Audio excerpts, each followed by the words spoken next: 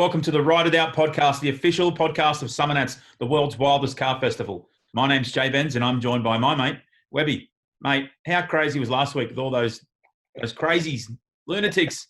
Mate, I was thinking what a great bunch of lunatics they are. And look, no wonder that it's such a strong scene, that Burnout scene, because they all get on so well, the majority get on so well, and they're just such great blokes. So, yeah, wow, they have a great time, don't they? I know, and the competition between them is always so tight, but yet they all seem like best buds. You know, what a lifestyle they got, eh?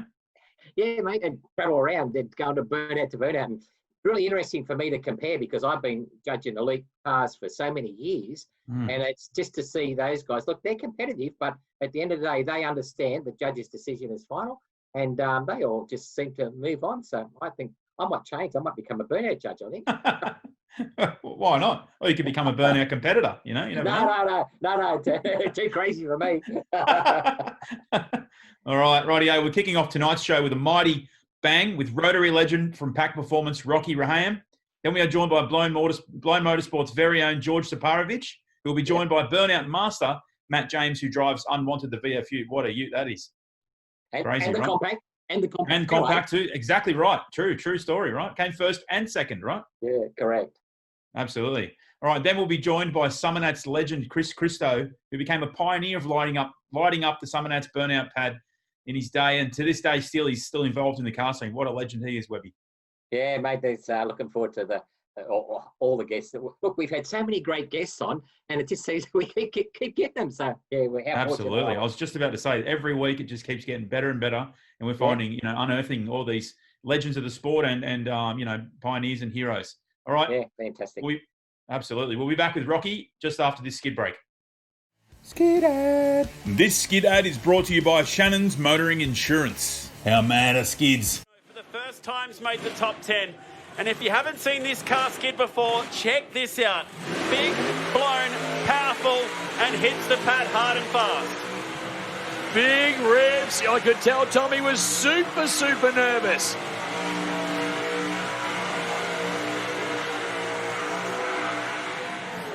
The plan of attack, well, we'll see where it goes. That's the plan of attack, and I'll tell you, where's it gone? Everywhere so far. Huge start for Thomas Beltrame right now, Jay. Dude, off the freaking hook is how we would explain this one. Needs to use some more pad here. Got to get that car moving. Everything else has been perfect.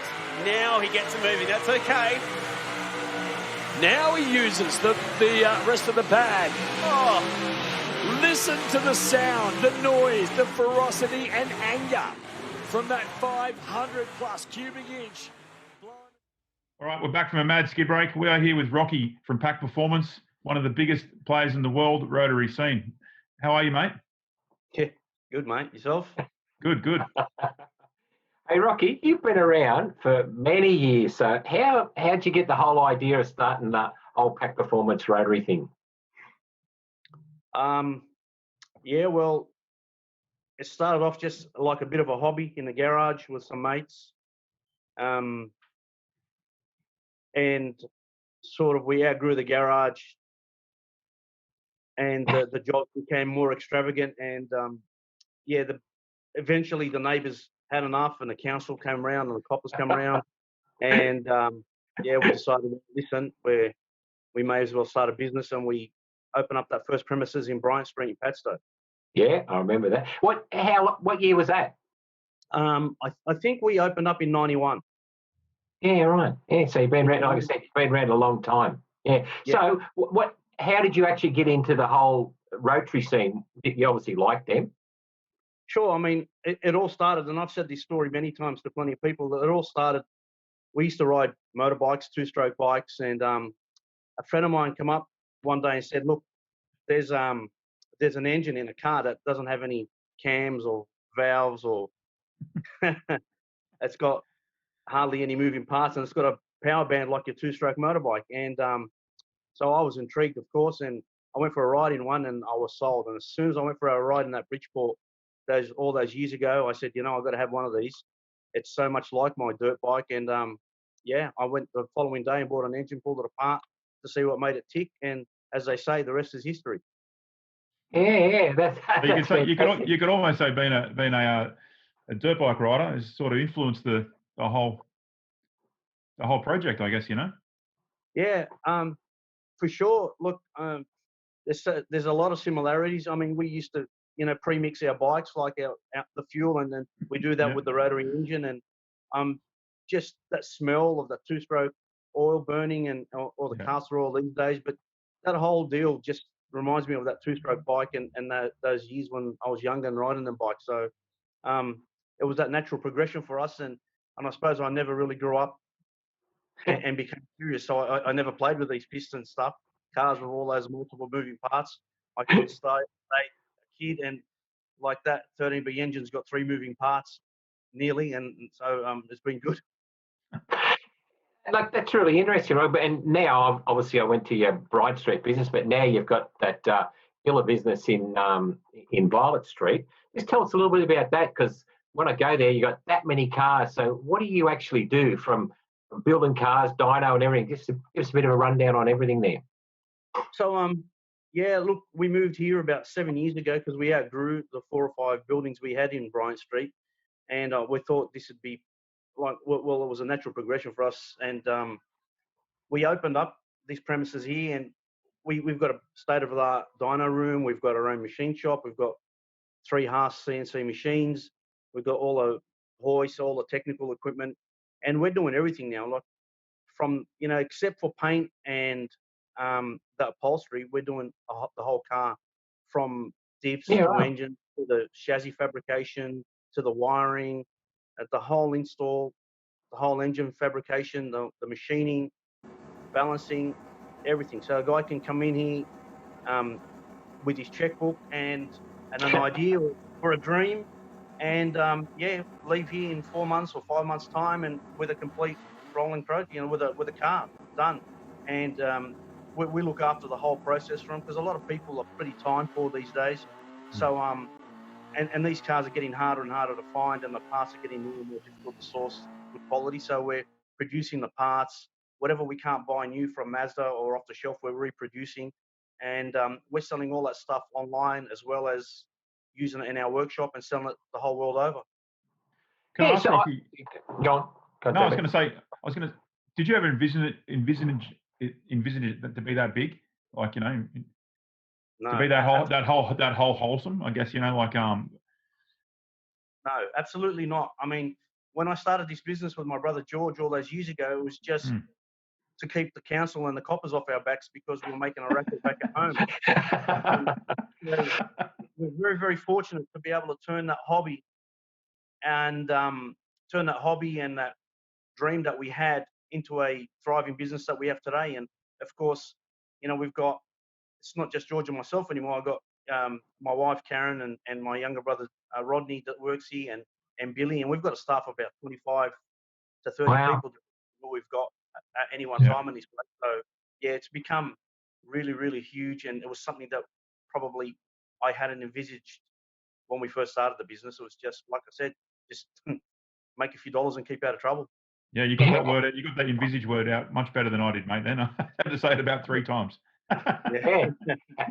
And like you said there, but I was looking online at the stuff that you make from the grill, the RX3 grills, like all those parts. It's mad. Where do you get all that stuff done?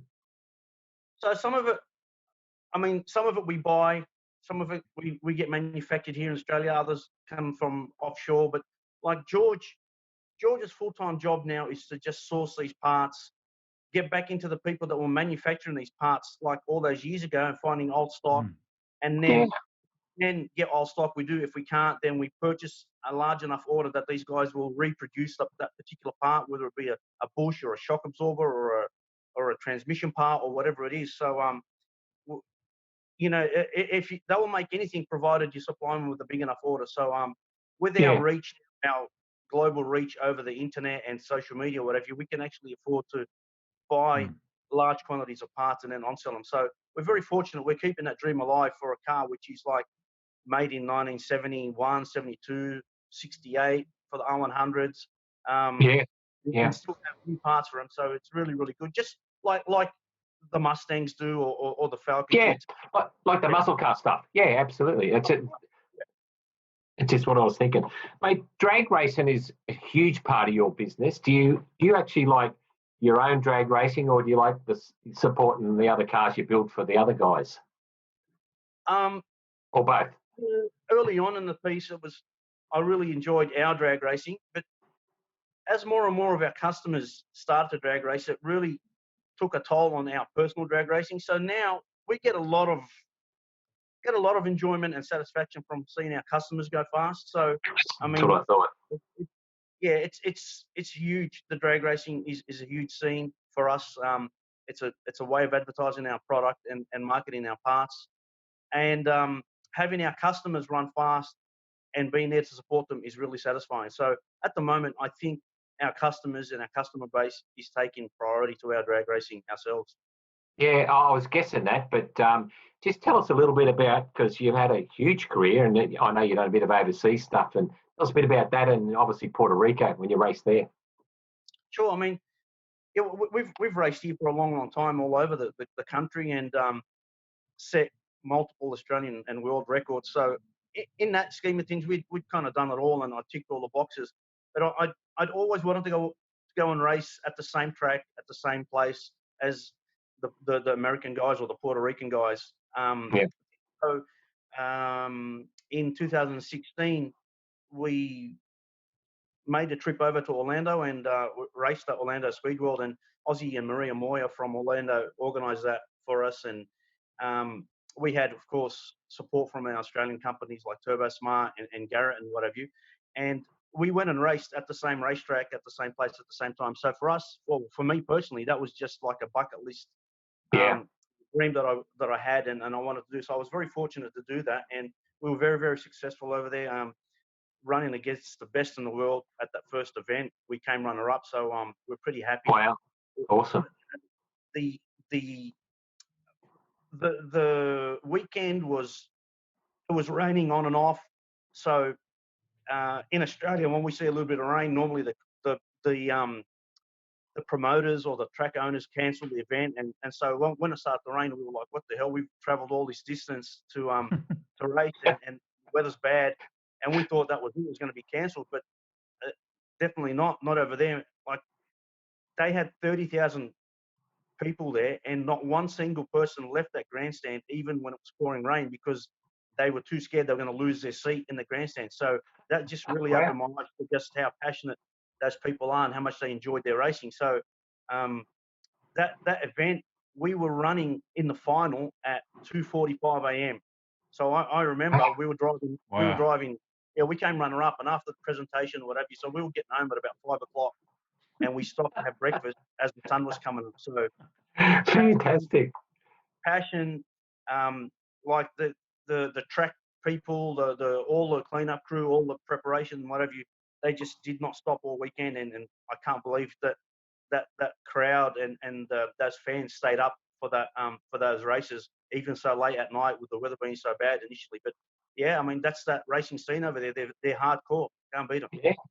And you're being very humble there, because I know that a lot of them had heard of you, and I think you sold out of merch on the first day, didn't you? Yeah, we sold out of merchandise on Friday, so we were lucky.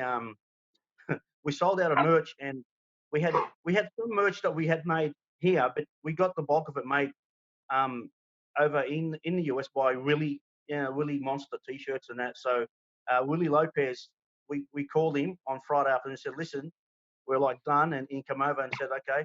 And so they worked through the night to have stock ready for us for Saturday and Sunday. So yeah, it was unbelievable. We had over 10 people selling merch for 3 days. It was just ridiculous. Wow. I mean, they had wanted to see us in the US for a long time, and it took a long time to pen that deal together, and with lots of false starts and whatever. But eventually, Aussie and Orlando, they stepped up. You know, we did that deal like one night at the PRI, and yeah, it was good experience. I mean, Orlando was good, but then the icing on the cake was racing at Salinas in Puerto Rico. That was just another level again of Puerto Rico was something else. We really enjoyed ourselves there, and like the Puerto Ricans and the Australians, they love their rotaries, and they probably got more. Well, they don't have as much population as we do, but they probably have more rotary cars per person than we do. So Yeah. they're just their racing was again another level, and racing at Salinas was something that I hadn't thought about doing, but when the opportunity arose when we were there, so we went over in 2017 and did Puerto Rico, and again that was just mind blowing. So even more dedication, even more passion, even more craziness. It was good event. And I believe they did something pretty special for you at the end of that as well, eh? Well, yeah, I mean, well, at the beginning of the event, they handed us with so that the mayor come down with a couple of government officials, and we were handed a certificate for the for like what we do and what we've done in racing and all our accolades, and then we were handed like the keys to the city while we were there. So Mark. contribution to racing in Puerto Rico, we were handed a certificate for that. It was good. I felt real special, being so far away from everybody in Australia. Like we're miles and miles from everybody, like 35 hours away is the flight to Puerto Rico. So knowing that these guys across the other side of the world are looking at what you're doing and Fantastic. looking at your accomplishments and so yeah, that was good. It was definitely an eye opener for me, just knowing that we are playing on that world stage and being able to compete so highly. It was a good thing. Yeah. Ricky, can I ask you something about the early days of drag racing? Like I'm always intrigued about these, the really fast top end sort of cars. Can you remember like the first time when you went really fast and gone, oh, this is what it's all like? That's fast, and you've thought to yourself.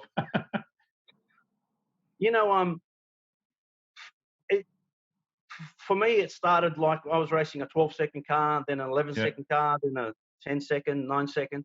So it was like a natural progression. So there was never really a day where I thought, oh, wow, look how fast this is. But I'll tell you what has popped up recently, and this is in the last couple of years, this radial drive to the track, drive home thing has been huge, right? So we've got cars now like Andrew Zeta and Eric Wolf, for example, in their 3-rotors. They drove their cars to the racetrack. They got RX3s with 3-rotors with 20Bs in them. So they drove them on radials, raced them. They ran 7s and drove home. And then I was there, of course, doing the tuning and adjustment on them cars. But when I was driving home, that after those particular days, that's when the penny dropped. I said, man, these guys just ran a 7-second pass in a car they drive. They can take their girlfriend or their mum or their wife and go shopping in it. And that's when the penny dropped. I said, holy fuck,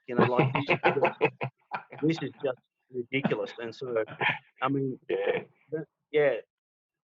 our 15 years before that, you would have had trailers for a 7-second car, right? Trailers in the car park. Yeah, that's exactly right. Like, hell yeah. I mean, these guys are doing it without trailers. They're driving, and not just like the rotary people, but just drag racing on radials in general. Just the technology and the tire tech and horsepower and fuel and engine management that are and even available. Safety, you could say, I guess, couldn't you? Safety is safety as well. Well, yeah. I mean, safety. These cars are safe. Just there's that natural progression. But that was the day when the penny dropped. And I said, holy, like hell, like this. They just did this and they're driving home, and it was something that I probably wouldn't have thought would have happened in a long time ago. And then when I look back at our cars that would run a 7, they were like on alcohol with parachutes and like trailers and no exhaust. And these guys are doing it on radials with full exhaust. And It's pretty crazy. I was going to say, Rocky, that day that you thought that you probably really knew you were going fast was the day of the big accident. Well, yeah. I mean, I raced for a long time and never, ever, ever did it cross my mind I was going to have an accident. And, I was racing in the final and the boys had the barbecue ready. We would win the championship if we won that race. And, it was in May at the Nitro Champs. Started to rain. It was getting cold, on, off. The track was coming and going. And unfortunately, we were the very next car after a little bit of rain or an all down, and that track was cold. And I got out of the groove, and next thing you know, I was heading into the wall. So those couple of seconds felt like an eternity when I was going for the wall, and I was just thinking to myself, oh, wow, this is going to hurt. And it's funny, like time really doesn't say that. People say that, but it really did. Time did slow down. I thought, well, yeah, you know what? I've been a good person. If I don't make it, my family will have enough to survive, and I'm pretty sure God's going to let me in because I've been a good guy. So, and yeah, I had all those thoughts as I was sliding into the wall, and then of course after I hit the wall, I was still breathing. I thought, oh well, that's not bad, and I turned off I turned all the electricals off and deployed the fire extinguishers, and thinking, man, this hurts like hell. But that day, yeah, I mean, after that accident, it really does show you just how safe these cars are. Like I hit the wall doing 298 kilometers an hour, and I'm here doing an interview with you, you know. So I was pretty fortunate. The safety equipment, the crew, the cars, everything did its job, and I'm fortunate to be walking and talking these days. But yeah, you definitely realize how fast these cars are going once it does get out of control and get out of shape. Yeah. Mate, of all the things you've done, and you've obviously spoke about a lot of them there, do you actually have a highlight? It was probably Puerto Rico from what you were saying, but yeah, or is it still to come? Yeah, look, I mean, I feel like I've done it all, and I've held all the world records that in the classes that I've raced, and all the Australian records and what have you. But the next chapter for me is just seeing my boy, because my boy's working with us now, and All right. Pete, and so he works here, and he's doing the data logging and doing the tuning. So just watching him grow up and progress, and then hopefully getting him into a car pretty soon. So that's probably the next chapter for myself, and of course for the business. Just having the new generation of Rehayem. So George has got 2 boys, and a girl, I suppose. I mean, my daughter's not interested in it, but who knows? George's kids might be. So having that new generation coming through now, that's probably the next set of highlights for us, I suppose, or for myself anyway. Yeah, just on that, I was going to say you guys you're working on some pretty cool cars at the moment. We're actually going to unveil an RX3 that you're working on for MotorX and that. So you've got some pretty good cars in the build at the moment, haven't you? Yeah, look, the cars these days, we're building them to another level. Like before, we were building them cheap and nasty, where they would either look good or go fast or whatever. But now they've got to look good, they've got to go fast, they've got to handle, they've got to be engineered, they've got to be quiet, they're reliable. People now can't afford to have a car that sits in a trailer for how many months of the year, and then just gets raced on every other month or whatever. So now what they're doing is they're building these street cars. They're having them so they're really, really quiet. They're fast. They can go out and run. Like everybody wants to drive to the track and run an 8-second pass in these 2-rotors now, with stereos and reverse cameras and all the bells and whistles. So we're building these cars from the ground up. Like every nut and bolt that can be changed is changed. The panels are new. All the suspension, the diffs, the axles, the brakes. There isn't a single part on these cars which is second-hand, except from the body. And good quality paint, painted by the best painters, like whether it be Danny from Custom or Mohammed at Queen Street, Pro Street. Like we've got all the boys, all the top guys working, and there isn't any one painter that's got a big enough shop with enough crew to be able to paint all the cars for us. So we've got cars at every single workshop getting worked on simultaneously, so that we can keep up with the demand of these customers. And they're just good, top quality cars with all the bells and whistles now. And it's like just going to a Porsche dealership. You can't just buy a Porsche. There's some kind of wait time for it and whatever. So there's some people have to wait 12 months to get a project up and running here, but we're doing them, and they're being built to the highest of qualities. And people are selling their cars for more money than they're buying them for or getting them built for, because people don't want to wait. And if they can get themselves into a good car, they normally will jump in and do it. Yeah, 100%. I follow your socials, and it's just like the cars look like they're built better than brand new. Like, Oh, much better. There's a silver RX3 we're unveiling there at MotorX. That car's absolutely killer, isn't it? In the Rocky. Yeah, it is killer. Like all good parts, good paint, good quality build. It will look nice. It will go good. It will stop. Plenty of power. So they're getting their cake and they're getting to eat it as well. And that's what's making it so attractive now, because normally drag racing is a pretty it's it's a selfish sport because you have 5, 6 crew busting their ass working so hard, and then only one person gets in to get in drive it. Whereas these cars now that they race at like at street events or at roll racing or whatever you.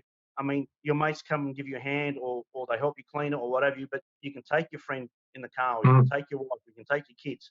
So people are really warming up to that idea, and the cars have got multi-use now. So that's what's making them attractive and kind of, I suppose, affordable for people as well. When do you start building bodies too, Rocky? Well, I mean, we're thinking about it. We're just trying to get through the legalities of engine numbers. I mean, of chassis numbers and stuff like that. So, I mean, they do that with Mustangs now and whatever. So Absolutely. we're definitely well into that discussion at the moment with the New South Wales government regarding a whole new body. And then once that's passed and approved, then that's the next thing. So, I mean, these cars are going to be around for a long, long time. I remember at one point when we were racing Factory Extreme, we had a fellow racer that races a piston car say, listen, guys, you guys are probably going to have to get out of this rotary thing because they're not going to be around for forever. And I think you should start looking to diversify. And that was like 10 years ago, and our business has gone from strength to strength. So this little niche, this little pond that we swim in, that we play in, has been very fruitful, and we're hoping to keep it going for not just my generation, but of course my kids now. Now you can tell that guy, mate. I'm in talks with the New South Wales government to build our own Masters. That's where it's at the moment. And interesting, Rocky, one of the top Burnout guys is just about to launch a new car with a rotary, so it's going to even make the Burnout scene. So there you go. Yeah. Look, I mean, that engine has always been pretty mystical to the normal person. Just it doesn't sound the same. It doesn't look the same. And so we get an unproportionate amount of coverage for these engines because they're not like the norm. So it's not like the normal 6-cylinder or V8, whatever. It's just something that looks like a 20-litre drum, makes a ton of horsepower. So people are always intrigued. All right, mate. That's fantastic. We got to wrap up, and I really thank you for your time and congratulate you on such a fantastic business. I love your business. It's awesome. Absolutely. Thank you. Thanks for the opportunity. Anyway, it was a rough start, but we got it done in the end. Anyway. Good on you, mate. Thank you very much. Rocky. All right, mate. All right. Thank you. Have a good one. Thanks very much. We'll catch you. See you. Bye. See you, mate. Right. See you. Bye. All right. We're going to cut to a skid break and we'll be back. Skid ad. This skid ad is brought to you by Street Machine. Oh, yeah. Now Phil Kujin, another guy you could almost put in the same boat as Fred Watson. Been close to taking up the top prize. Been inside the top 10 before. One of the best presented cars in the top 10 as well. This man, well, he is here because he won the Summernats Burnout Championship in 2018. Had automatic selection to come into the Burnout Masters field. And then look at the smoke. He is serious. Of course, small block Chevrolet, we see so many big blocks these days. Still retains and runs the small 377 Cuba. Oh no, he's hit the wall again with the right rear. Similar to the last time we saw him in the Masters, but it happened at the other end of the pad with the other side of the car. Oh, you've got to be kidding. Is that the moment for Tough Street? Was seen earlier in the year out at Red Centre Nats. And now that foot buried hard up against the engine bay firewall. Bang. In unison, the rear tyres let go. It was a great skid for Tough Street. Can't believe that he has touched the wall again. It's only so minor. Look at that. Well, that's right. It's not showing any damage on the rear. That's great because it's one of the best presented cars you'll ever see. The airbrush work with this car is amazing. Multiple Tough Street Award winner here at the Street Machine Summer Nats. Gee, I don't know, Jace. It was a big skid until that point. All right, we're back from a mad skid break. We're here with George and Matt. How are you guys going? Good? Not bad, mate. Good. What's happening? Talking to you. Great. Yeah. Talking to me. Working away? Always working? to the best. Yes. Hey, listen, Jay Bence, we've actually got Western Australian automotive royalty tonight. We've got George Separovich, obviously top engine builder, Blow Motorsports, and Matty James, well known for the compact, of course, and the unwanted ute. So welcome aboard, guys, and thanks for your time. Yeah, thanks mate. So, Matty, I want to know your first summer that's memory. Oh, my first summer that's memory. Oh, hot, flies. Nah. It was a good time. Yeah, for my first summer, I had that big fire, so I've got plenty of pictures of that, and it reminds me of it all the time. Yeah. That was in the ute. Yeah, that was in the ute. Yeah, a few years back now. Yeah. And George, you've obviously been into cars for many, many years. Tell us about how you got into cars and a little bit about your Blown Motorsports business. Oof, how I got into cars. That'll probably be from a young age, I suppose. My dad had heaps of Monaros. Exactly. Then my uncle had Monaros. Pretty much wanted a Monaro since I was born. Then the drags came after that, and yeah, that was sort of like it just snowballed into that. And then yeah. And like, so, did you do an apprenticeship as a mechanic or anything for you? No, I didn't, because at the time there was no, for what I wanted to do, there was no apprenticeship what I wanted to do. So I started my time working with a guy called Peter on touring cars. So he was on a couple of touring cars over here. Ian loves touring cars, and then I sort of helped. But I raced go-karts before that, so I had like a mechanical background like that. And then obviously I started working on cars at an early age, and then started working on race cars, and then I've got drag cars, and I just want to build motors. So at the time there was nothing, or even today, if you wanted to say, I want to build race car engines, well, what do you do? There's no such job. There is no job. Mm. And like you can't, if you're a mechanic, what are you going to go do? Spin filters and change oil for 4 years and not even learn how to pull a motor apart? It's like, well, so what do you do? So I just sort of got as much as I could off everybody. And when did you actually start Blown Motorsports? How long ago did you start that? Oh, the actual business Blown Motorsports, that was by pure accident name, because I had to pick a bunch of names for my race car for sponsorship, as in to have a business name. But I've always been working for myself, whether it be Extreme. I think it started off as Extreme Mechanical and Performance, or Extreme Mechanical, and then then I sold that business, and then I just did my own thing. I just did my own thing in the shed, and all the rest of it, built people's motors and that. I sort of never really charged too many people along the way in the early days. I sort of just was doing it because I loved it. And then it got to a point, because I did other things, I had property, sold property, bought property, stuff like that, and had trucks and all the rest of it. So, yeah. So it's been a fair few years now that it's been going. Mate, on our last podcast, we had 10 burnout lunatics, and they and nearly everyone to a T made this comment that how your engines sound the best. So what do you do different to everybody else? Come on, give us a few secrets. Matt will laugh. Okay, Matt will laugh here. Like if you've got this is my input on what it is. If you've got a blower, right, and you want to put a blower on your engine, you want to look like a man, I think you've got to add some boost to the equation, and then to top it off, have some RPM to top that off as well. There's no use in putting a blower on there and having 5 psi. You may as well not have a blower on there at all. That's just my input on it. I think a blower was made to make boost, and that's just, I think that, that's why they sound. I mean, you're screaming a whole bunch of boost through a little hole, so it's got to scream, doesn't it? And then you got the RPM to suit that as well. So, I mean, those two mixed together usually make a good noise. A little bit harder to keep together. Definitely. It's a little bit harder to keep together, but at the end of the day, and the one thing I hate, and I'm gonna put it right out there, rev limiter. It's nothing worse than the sound of a rev limiter. It's just anybody can put their foot flat and hold it on the limiter. It just anybody. But driving it, like an engine that wants to constantly rev, and like if you pulled a chip out of Matt's compact, for instance, and held your foot flat, it would just rev until the bells come out of it. So he has to have some sort of driving throttle control to keep it where it needs to be. Otherwise, it will just, destroy itself. So absolutely. I love that comment. That's a really good comment. And obviously, Matt, you're smiling there, and you've I think you're the first guy to win Burnout Masters, and then also come second in a different car. So you must be testament to George's engines, right? Yeah, I'm just thinking about him last year I've had a pretty good run. I had a bit of a mechanical failure. Hey, George. And he just picked on me, and he's like, no, you did something different. You done something different. You done something. I was, no. And then he said, I want your data out of your car. And I denied him that. we spun it.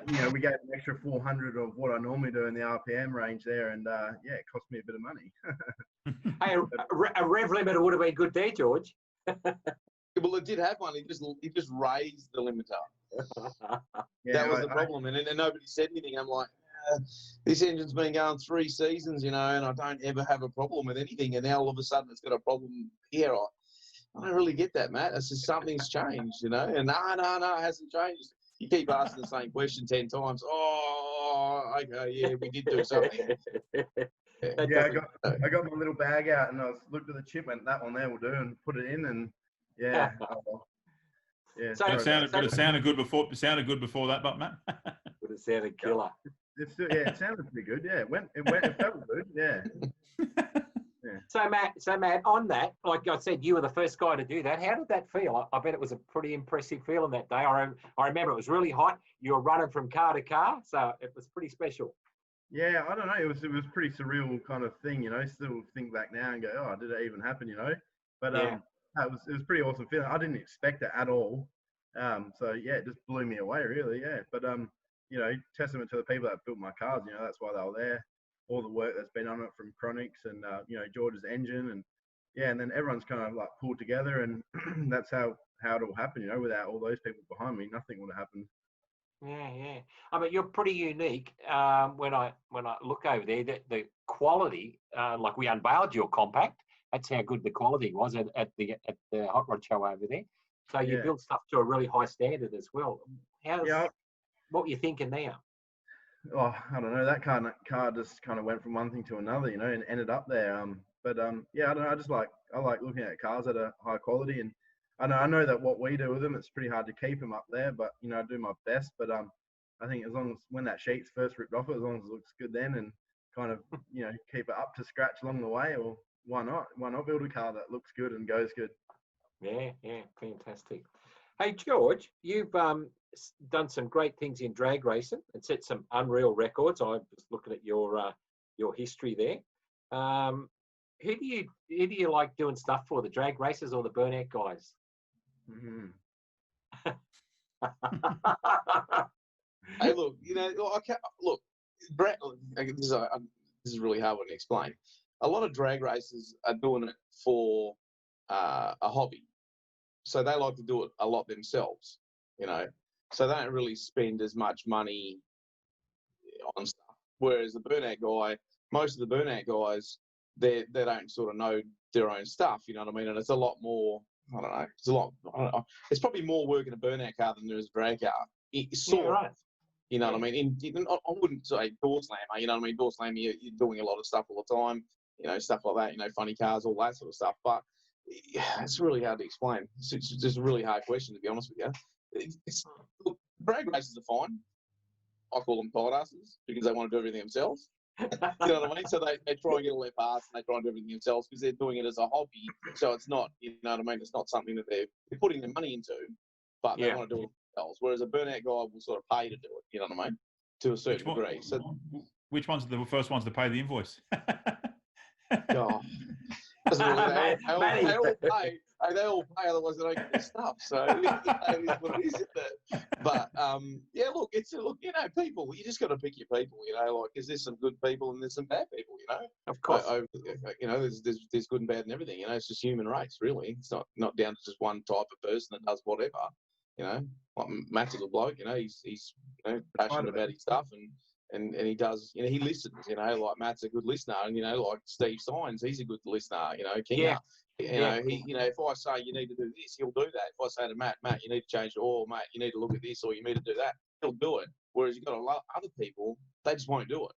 They go, it'll be right, you know what I mean? Like, it'll be right. And it's not right. Yeah. Exactly. No mechanical sympathy, at all. I could tell you now, 100% that I could have the same motor in Matt's car, that'll do a full season, we won't touch it. And literally, and Matt can back this one up, you can do the tappets once in a season. Like check the tappets once. And and if you're lucky, that's what I'm saying, if you're lucky. And then I'll go to another guy and build the exact same motor, and he'll just torch the thing in one burnout comp. You know, it's like, and you're like, mate, there's a problem. Oh, no, there's not. Yeah, there is. You know, like, because this one is exactly the same, but you're doing this to it, and it's not working. No, it's got to be something else. Okay. You know what I mean? It's so hard. It's just hard. It's hard work, you know. The other thing I found really interesting is, I mean, testament to you and your skills, is that somebody like Gary Myers, like, drives all the way across the Nullarbor to get you to tune that car. He's done it several times. I reckon that's pretty good testament to your work. Well, Gary's just a good guy, a good all-round guy, and he sort of listens to one thing. He's a bit like Matt, you know what I mean? Like, Matt will listen to me, and if there's a problem, we look at the problem and sort the problem. It's like Gary, you know, like, if you just listen to one person and don't listen to 5 different people and take 5 different people's input and try 5 different people's input, well, then you know, usually when you take 5 people's things and you apply it to one thing, it doesn't usually work. If you use one person that sort of has an idea of what's going on, and then you stay with that person, you'll end up getting the result at the end. And so that's why Gary is. He's passionate, you know, and he listens and he does what he needs to do, you know. And if there's, you know, he trims little things and does little things, and he's very on top of his maintenance. And yeah, we've just got a good thing going on, you know, between him, you know, and Jake, and you know, so a bit like Matt, you know, Matt listens and does what's got to be done, and you know, results speak for themselves, really. Yeah, mate, I remember when you started, I think you started with the Black HK, is that right? Mm-hmm. Yeah, and then you got had the HJU, and then the VF. What do you got? You still got the VF? Is that what you're running now? Yeah, I've still got it. Yeah, still got all the others, all the other cars as well. I've got my Monaro. Monaro is still in the sheds. It's a street car. I'll never chop that car up. So I thought it would be. Yeah. Yeah, that's just it's probably about 3 meters that way. It's yeah, no, that's a good thing. The Ute's gone. That was Matt Pennell. Matt Pennell ended up with that. Oh yeah. That was that Blackout or whatever it's called. Blackout. Yep, Blackout. Yep. So he ended up with that, but he put a big block in it. The motor ended up in Fear. Fred Watson's thing. He pulled the motor out of that and put it into his Monaro. What else? And then yeah, obviously my car, Nutter. If anyone wants to buy it, they can buy it. I don't have enough time in my life for everything, you know. And then when I go to a track, you know, I've got to look after Matt, or you know, I haven't been exactly at a break. I've got to look after too many people, and I can't look after my own car.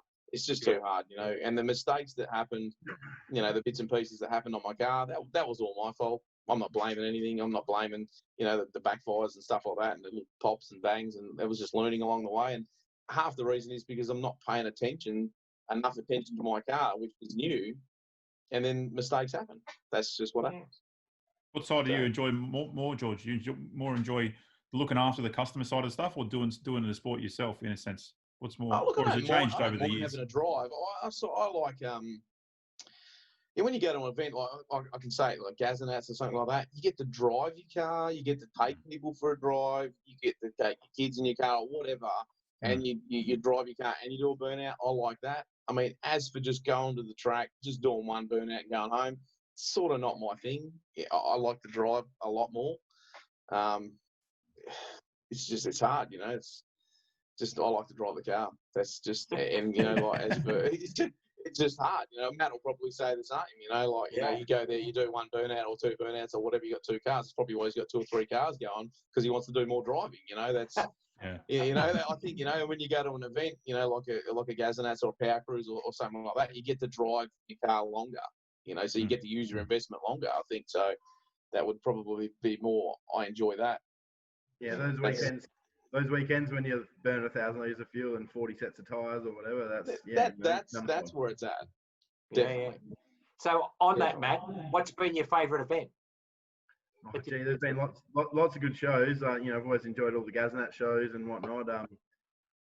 Up at Cairns there, that Northern that's a bloody good show too. You know, you get to do a bit of lapping around and big pad and stuff like that. But you know, I always like our local shows too, all the motivations and stuff like that. I'm ashamed they're not like they used to be, but yeah, there's too many good events to name. You know, a particular one that's my favourite. But it's interesting when we ask that question regularly, and a lot of people, like everybody loves summer nats, of course, but They always feel like they're under pressure there. It's not as probably enjoyable as such because it's always like the big one. They want to win. Yeah, I can agree with that. Look, some of it's a big show. You know, there's lots of people, spectators are there. You know, lots of cars and whatnot. You know, it's tough. You know, but it's a bloody really enjoyable weekend. You know, I've had like a year off now, so I'm feeling quite refreshed. You know, it's been nice to have a break and just kind of, you know, concentrate on a few things that I needed to, and you know, get back to where I am now. Kind of lost the passion a little bit, but no, I'm feeling good now and ready to go out and have some more fun. So what's next? What event's next for you? Oh, gee, I don't know what event is next. Wouldn't even have a clue at the moment with everything going on. But yeah, as soon as I'm not in any rush, you know, my cars are fresh. I got a new motor in the compact ready to go, and the Ute's all pretty all ready. Just need George to come around, don't forget, mate, and help me out there. And yeah, and then I've been working on my VP. I've got a new motor that we're putting in that at the moment, dry sumped LS that George built for me a couple of years ago, waiting for the old engine to die, and it never did. So just bit it off and pulled it out, and getting ready to put that in now. So yeah, no, I don't know what's next. Just whatever comes up when I'm ready, I guess. You're going to head back to Summer Nats? Yeah, I think so. I don't know if I'll make it next year. I'll see how we go. You know, just got a lot of stuff going on in life, but yeah, no, I'm definitely keen to get back over there. And good. I know George has always talks up about you know, how good drag racing is. So we're about to have a crack at that, eh? So. Yeah. What are you running? Which car? I picked up a LX hatch. Yeah, it's like a full tube car, but if you want to know more about it, you'll need to ask George because he's the one that's bloody sorted it all out. So when's that? When are you racing again in WA? What month? Well, we haven't got it running yet. So where is my engine, George? By the way. Yeah, so the car's just getting some work done at Black Magic at the moment. Hopefully we get that back in the next couple of weeks and start piecing it all together and then pull it apart, paint it, and kind of just when it's ready, you know, shouldn't be too far in the next 6 months. Hopefully we can start getting it down the track. Yeah. What's been your favourite car? What's been your favourite car over the years, Matt? To just whatever event, whatever sort of style of driving or burnouts, or what's been your favourite?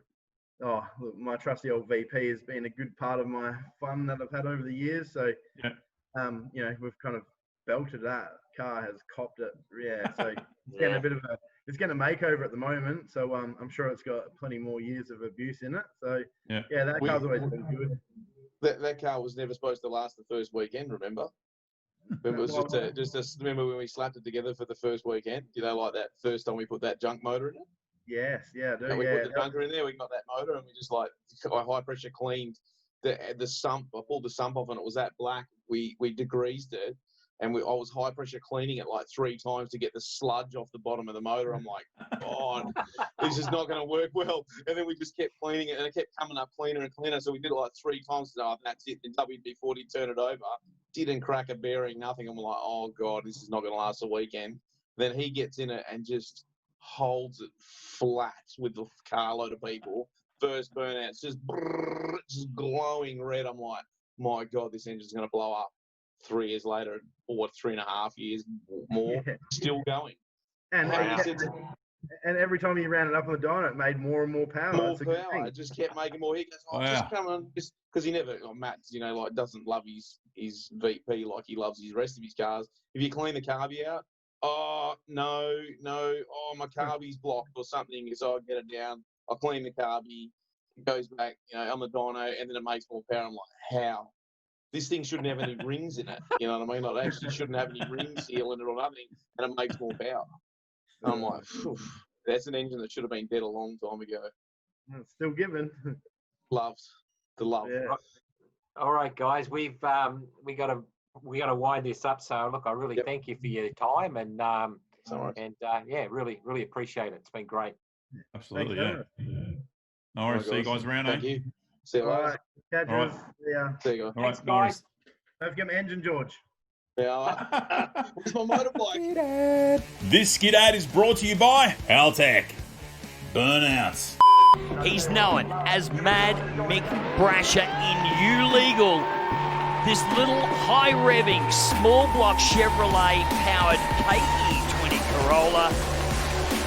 No care taken whatsoever as he turns it in.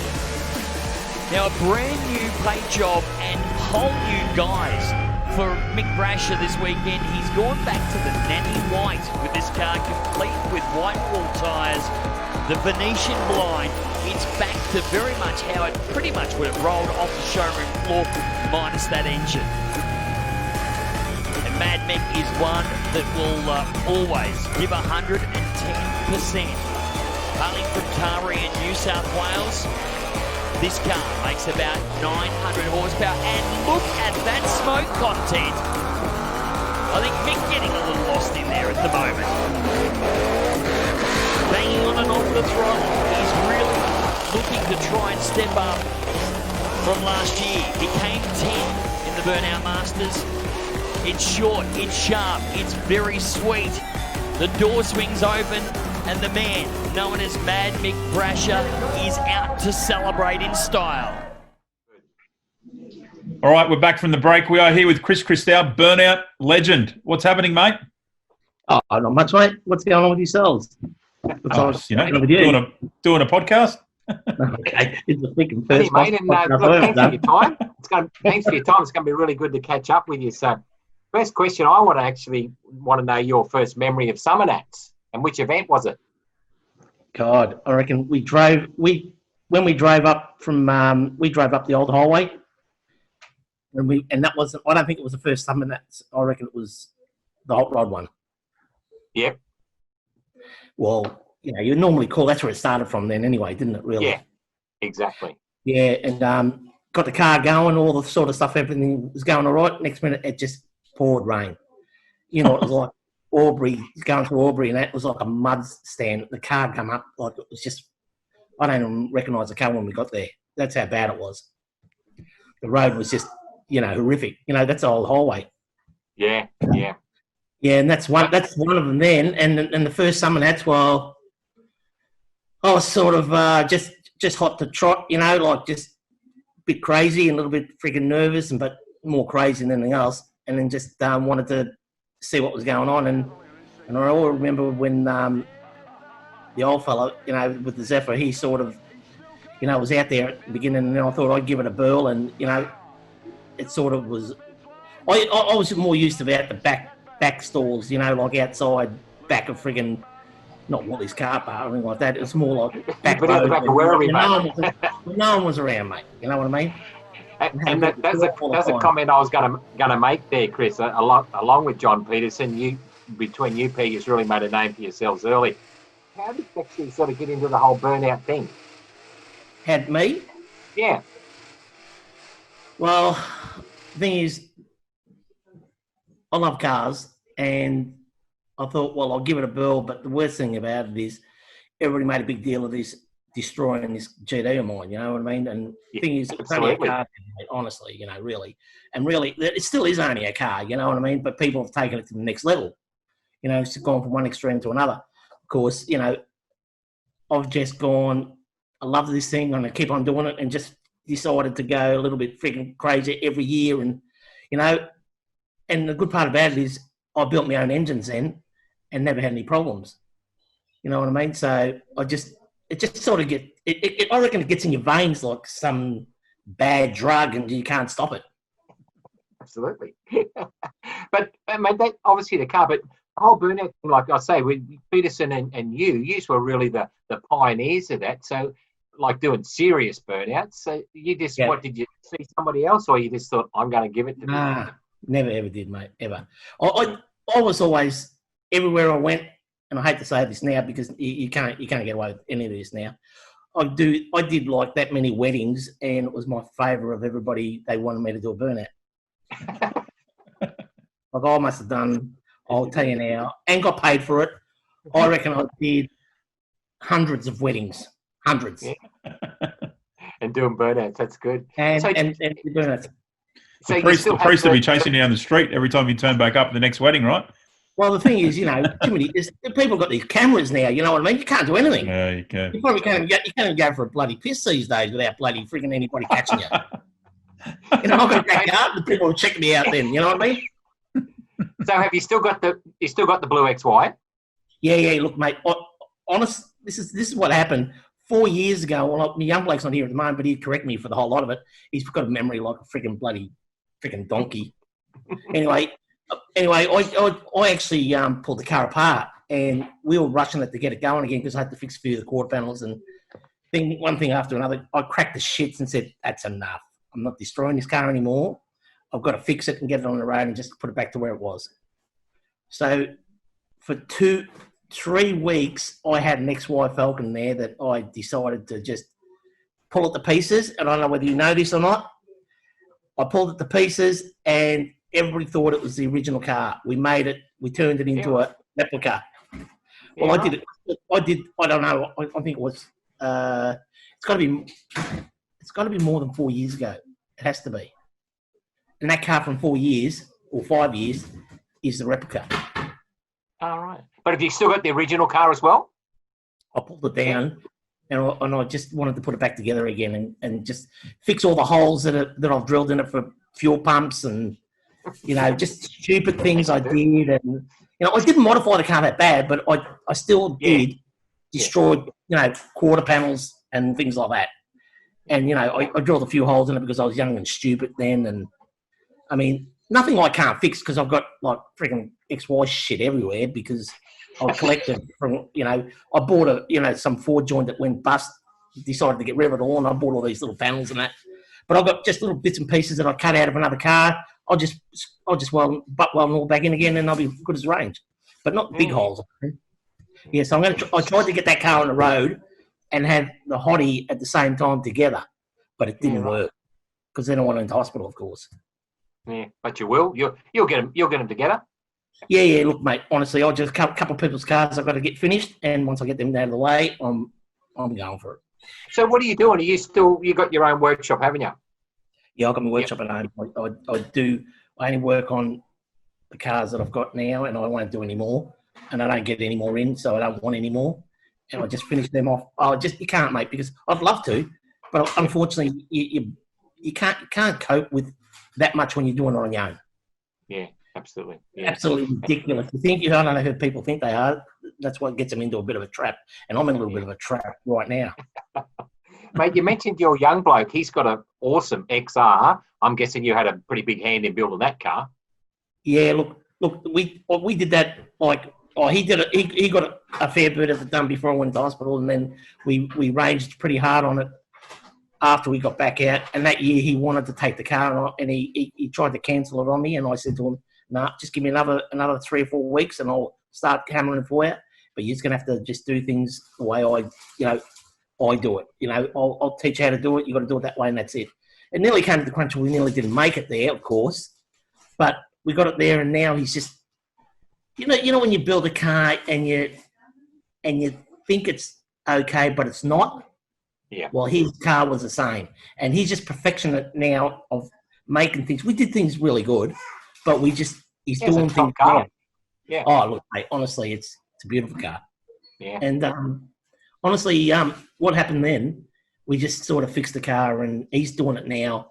And he had a couple of little babies now, and of course, you slow down a little bit. Of course, it's the old natural thing that happens. But no, he's firing on still. He's getting it done. I actually gave him another engine, and he decided to friggin' put it in. I said to him, "Don't put it in." Now he's regretted because it was a tunnel ram car engine out of another car, and we found so many problems with the engine. He rebuilt it, got it all together, and I said to him, "You're not going to be able to drive this car. The car's going to be just impossible to drive because you're talking pro stock engines. The pro stock engines are freaking, everybody knows what they're like. Absolutely. So it's going to do valve springs all the freaking time and all that sort of shit. You know what I mean? So excuse the noise. I can hear that. Anyway, so then we decided, well, he's going to do something a little bit different now, and he's been doing that now. So that engine's virtually not going to have a tunnel ram on it. We're going to just go with another effect. But of course, he's winning with it now. So he's just changing a few things on it, getting rid of the couple of things I said he should piss off because he doesn't need to have them on there. Virtually like wants to put a standard sump in it. Yeah. With a like a really good sump and a standard style sump. Get rid of all the big canister that's on the top of it for the oils that holds all the oil on the top in the engine. Get rid of all that stuff, make it look sort of nice and clean and neat. and then he'll be able to drive it again. But he's still in a stage at the moment. It's going to take a bit of time. But I'll be looking forward to seeing the old boy and him together at Summernet. So that'll be pretty cool. Mate, is it actually? Is it rock and rolling still okay there, or you hear stories? It's not. Mate, it's full on. Don't worry. It's just all stories, mate. Yep, no, full on. Yeah. Summernet will be on. Yep, all good. And for many years, many years to come. Hey, listen, you've been obviously with all the things you've done. You've been to plenty of events. Do you have a favourite event you've been to?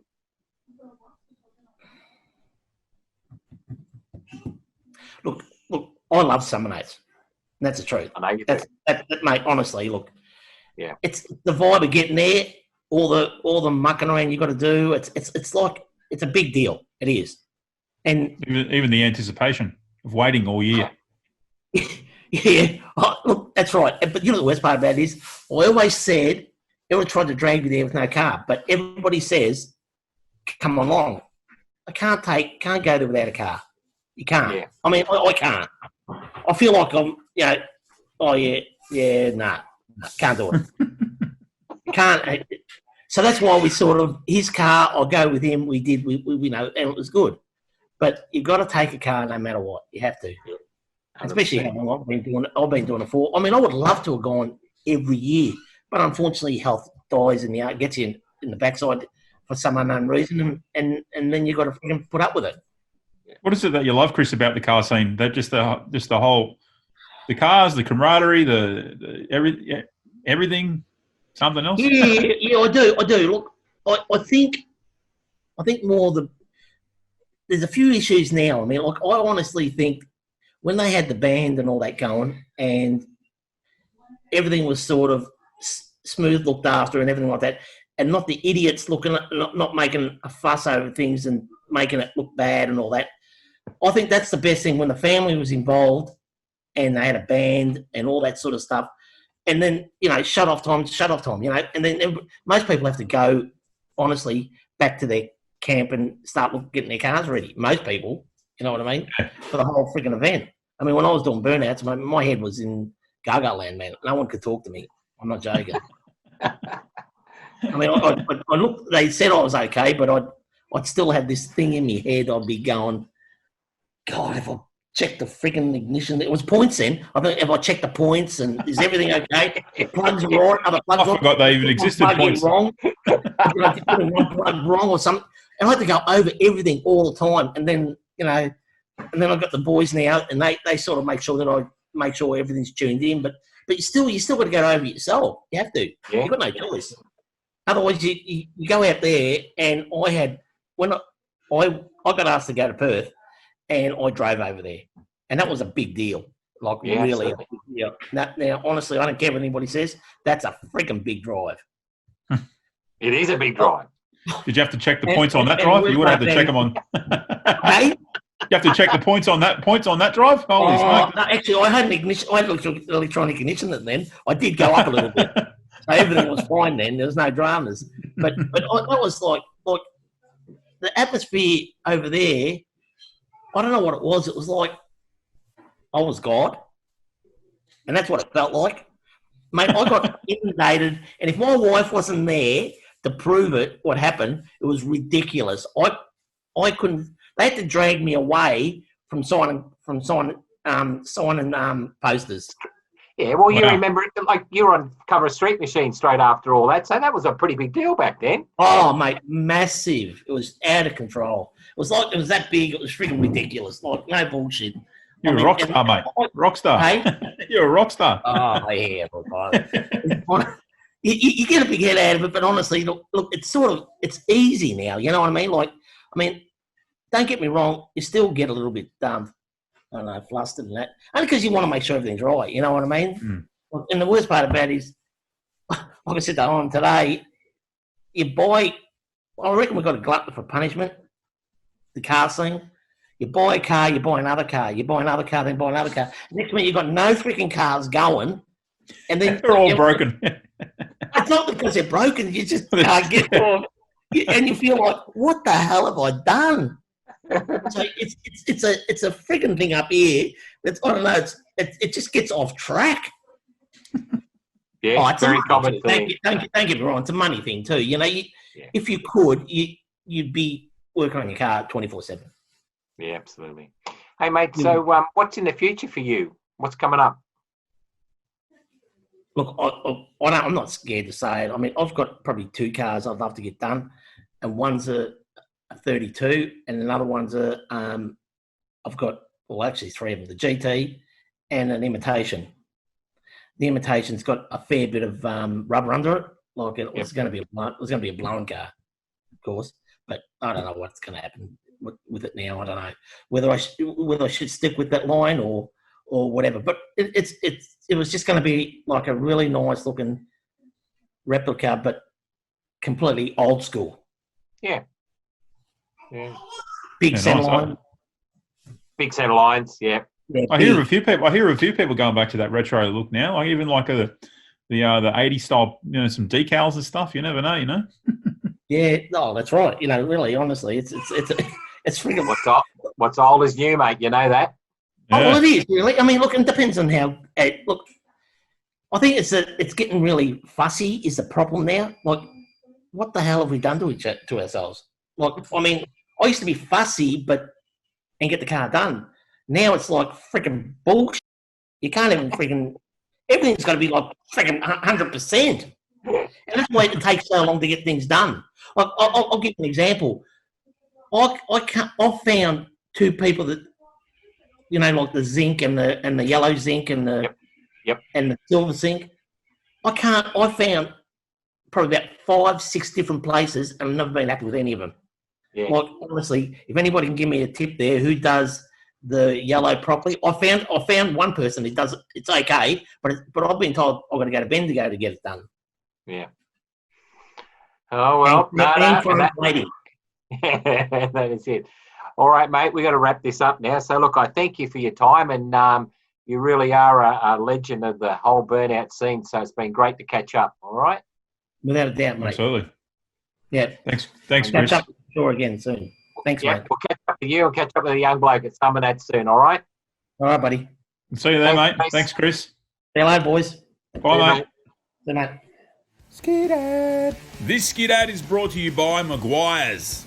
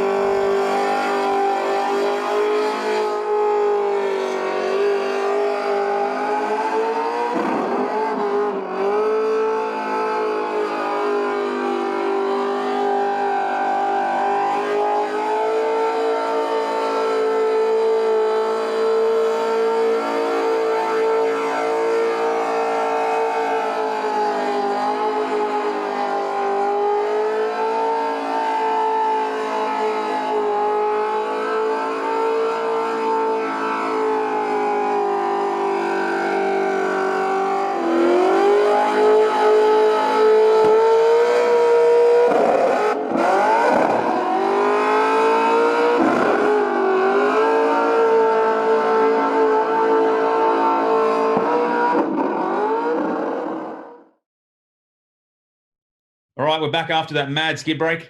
Webby, what a show, mate. I just want to say, well, we both want to say thanks to everyone that's come on. But Chris, what an awesome guy Chris is. Yeah. Look, he is. Look, probably the most overused word in our whole scene is legend. But he was truly. Him and John Peterson were 2 of the first guys to do killer burnouts. And and how about Chris's story at the wedding? 500 burnout. Yeah, no, I don't. He won't be getting any taps on the front door. Who knows? But I love the photo of him. If you look at online of him with one hand out the window, one hand out the sunroof, just smashing a skid. What a legend! And then we had George Separovich on. He was awesome too, with Matt James as well. Those guys and Rocky, one of the most well-known names in rotary engines in the world. Like, in the world. Literally in the world. Yeah, absolutely. Yeah. All right, we've got a question for our punters tonight, Webby, for a comp of the week? I have. I've got a very relevant question. I want to know who Matt James's engine builder is. And for all you people that know that, shoot that answer into podcast@summernats.com.au. Absolutely. And you can win yourself a K&N cabin filter, which is something you can shove in the front dash of your car or wherever it's situated, filter the air coming into the cabin, and you can breathe nice and fresh. How about that, eh? Fantastic. All right. We want to also see people sending into podcast@summernats.com.au some images of your car that you've been doing up in the garage, or you've been out for a cruise, because you can get out and about now. Send us in those photos and stuff, and we'll feature them on the podcast. Here's a look at some of the photos that we've been sending for this week. Pretty good looking there. Looks good. All right. Great to see guys just working on their cars again. I'm getting calls every day about unveiling, and Summernats definitely on, and Motor-X definitely on. So, yeah, it's all happening now. Absolutely. Let's have a look at some punters, Owen, if you want. Some guys that have sent in some, and some girls, no doubt. Some so some entrants. So first of all, we got Red Centre Nats, which is in September. I've got entrant 214, Sean Donnelly with his purple HZ sedan. Nice. For Motor-X, I've got entrant 151, Paula Scarso in a fantastic pink Valiant Charger. That's a real killer car. So looking forward to seeing that. I love the pink on the Valiants. It just suits them, doesn't it? Yeah, really good. Yeah, really good. It's plum. We'll call it plum. Okay. Although it's Paula's car, so we can call it pink. That's good. And then Summernats, we got 55, Ross Clancy in this awesome EK sedan. It's a built original style, but it's a bit retro. It's a beautiful car, so really looking forward to seeing that.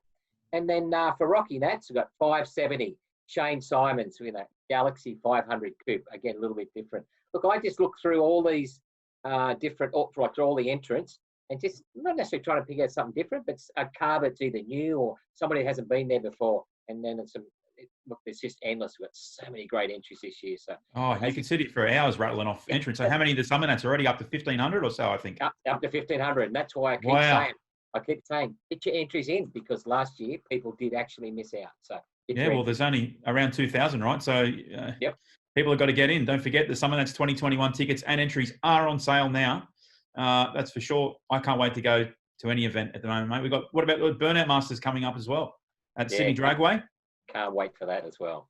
Yeah, and the crowds can go in. They're going to have probably a who knows, maybe a 10,000 strong crowd at that event, screaming off their heads, and the motors will be screaming off their heads, because those guys, those lunatics that we had on last week, half of them will be on there, and they'll be keen to throw a rod or something. Don't worry about that. That was going to be my comment. 10,000 crowd and 100 lunatics out there on the pad. Each day. Yeah, each day. 2 skids a day or something like that as well. So awesome. Really. All right. Don't forget to subscribe to this podcast on your favorite podcast supplier, as well as giving this video a like on YouTube, subscribing to our YouTube channel, and all the rest of it. We're told if this video gets 1,000 likes, the boss will hand out slushies to everyone at the entry to Summernats 34. That probably isn't true at all. That's not true, but give the video a like anyway, because it'll probably come out of my wallet. All right. Yeah, I was going to say that won't be true, because he's just had a heart attack, mate. So there you go. All right. That's it for podcast 10. Thanks, Webby. Good on you, mate. Thanks, J-Man. See you next week. All right. We'll do. We'll see you next Tuesday. You